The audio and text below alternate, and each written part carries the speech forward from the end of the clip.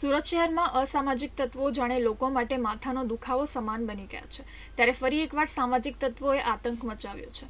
સુરત શહેરના ઉત્તરાણ વિસ્તારમાં કુખ્યાત મનીષ કુકરી ગેંગનો ફરી એકવાર આતંક સામે આવ્યો છે, જેમાં કારની ટક્કર લાગવા જેવી સામાન્ય બાબતે મનીષ કુકરી ગેંગના સાગરીત કિરીટ માવાણીએ આતંક મચાવ્યો હતો। એટલું જ નહીં, યુવકનું અપહરણ કરી રોકડા અને દાગીનાની લૂંટ ચલાવવામાં આવી હતી। કિરીટ માવાણી વિરુદ્ધ સુરત અને અમદાવાદમાં 18 જેટલા ગુના પોલીસના ચોપડે નોંધાયા છે।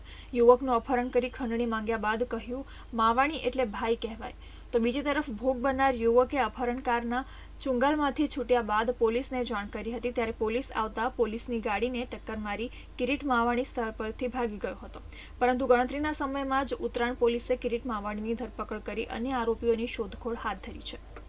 મુખ્ય આરોપી કિરીટ માવાણી એને પકડી લેવામાં આવ્યો છે। નામદાર કોર્ટમાં રજૂ કરી તેના 3 દિવસના કસ્ટડી રિમાન્ડ મેળવ્યા છે। આ કિરીટ માવાણી ભૂતકાળમાં મનીષ કુકરી ગેંગનો એક સભ્ય હતો એવું માહિતી જાણવા મળેલ।